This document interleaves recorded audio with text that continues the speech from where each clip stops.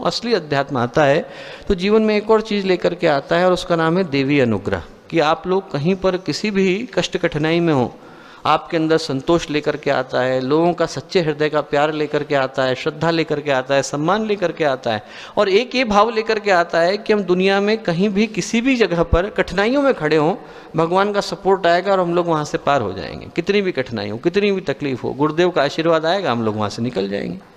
बड़ौदा के राजा थे रणजीत सिंह। रणजीत सिंह आ रहे थे इंग्लैंड से, अपनी पत्नी के साथ थे, नई नई शादी हुई थी। तो एकदम भयंकर नाव में तूफान आने लगा, बिल्कुल गिरने लगी, जहाज का कैप्टन भी घबरा गया। उसने कहा कि साहब डूब जाएंगे किसी भी समय। तो पत्नी ने रणजीत सिंह की ओर देखा तो देखा बड़े निश्चिंत बैठे हुए हैं आराम से, उनको तो कोई टेंशन नहीं है। तो उन्होंने कहा कि साहब इतना बड़ा तूफान आया है, जहाज का कैप्टन भी घबरा रहा है, आप इतनी शांति के साथ कैसे बैठे हो, आपको कोई तकलीफ नहीं हो रही? तो रणजीत सिंह ने अपनी तलवार निकाली और पत्नी गर्दन पर रख दी। तो पत्नी बोली मजाक सूझ रहा है आपको इस समय, बताओ सब लोग डूब रहे हैं, इस समय में आप मेरी गर्दन पर तलवार रख रहे हो? तो रणजीत सिंह बोले तुम्हें डर नहीं लग रहा? बोले मुझे डर क्यों लगेगा, आप मेरे पति हो, आप पे भरोसा है। तो बोले उस पर भी तो मुझे भरोसा है, वो मेरा पिता है, मुझे क्यों डुबाएगा?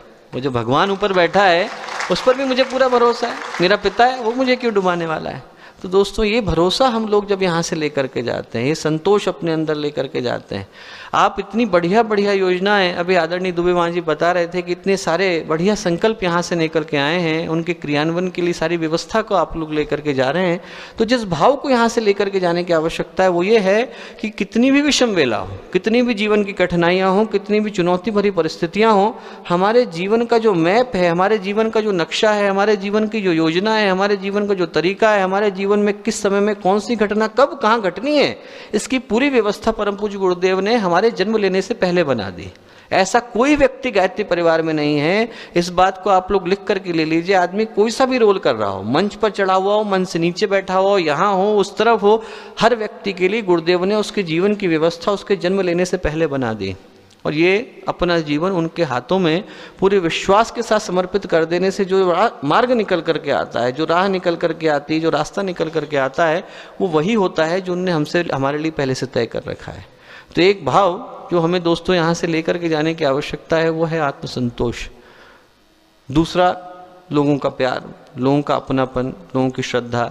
तीसरा भगवान के अनुग्रह का भाव कि जहाँ कहीं पर भी हैं भगवान हमारे ऊपर सदैव अपनी कृपा रखते हैं, सदैव अपना अनुग्रह रखते हैं, सदैव अपना आशीर्वाद रखते हैं। तो दोस्तों आज के दिन में इन घटनाओं के परिप्रेक्ष्य में जब बहुत सारी ऐसी घटनाएं घट रही हैं जो इस ओर इशारा कर रही हैं कि युग के परिवर्तन की शुरुआत हो चुकी है, मैं यही कहूँगा कि हम लोगों के मन में इस भाव को बड़ी गहराई के साथ और गंभीरता के साथ विकसित होने की आवश्यकता है कि गुरुदेव ने हर व्यक्ति के लिए जो योजना बनाई है वो सही समय पर अपने फल को लेकर के आएगी, सही समय पर अपने अपने क्रियान्वयन को लेकर के आएगी। और इन क्षणों में मैं यही कहूँगा दोस्तों कि उस विश्वास को फिर से मजबूत करने की आवश्यकता है, जिस विश्वास को लेकर के हम लोग गायत्री परिवार का अंग बने। आप लोग इस बात को पूर्ण भरोसे के साथ जाना दोस्तों कि आप लोग जहाँ कहीं पर भी जाएंगे, जहाँ कहीं पर भी जाकर के आप लोग गायत्री परिवार का कोई भी कार्य करेंगे, हमारी ओर से यदि एक हाथ उठेगा तो उनकी ओर से 1000 उठते हैं। हम लोग यदि एक काम करने का प्रयत्न करते हैं तो उनकी तरफ से हजारों ऊर्जाओं का बल आता है। हम लोगों को पता नहीं चलता, कई बार हम लोग ऐसी जगहों पर जाकर के खड़े हो जाते हैं जहाँ पर हमें लगता है कि अनेकों चुनौतियाँ हैं, अनेकों लोग हैं जो भगवान जाने हमारा सहायता करेंगे कि नहीं करेंगे, और जो भगवान पीछे से मदद बनाते हैं, भगवान जो पीछे से व्यवस्था बनाते हैं, वो बिल्कुल अतुलनीय होती है, अपरिमित होती है। जब पटना का अश्वमेध होने वाला था तो लोगों को बहुत चिंता थी कि पता नहीं, उस समय में श्री लालू यादव जी जो थे मुख्यमंत्री थे बिहार के, लोगों को चिंता थी कि पता नहीं कितना सहयोग मिल पाएगा कि नहीं मिल पाएगा, और एडमिनिस्ट्रेशन में भी बहुत ज़्यादा सहयोग नहीं मिल रहा था। तो लोग वंदनीय माता जी के पास पहुँचे, उनसे बोले कि माता जी बहुत चिंता है, पता नहीं सहयोग मिल पाएगा कि नहीं मिल पाएगा, बहुत सारे लोग विरोध कर रहे हैं। तो माता जी बोली कोई बात नहीं बेटा, जो लोग विरोध कर रहे हैं वही लोग झंडा लेकर के खड़े होंगे।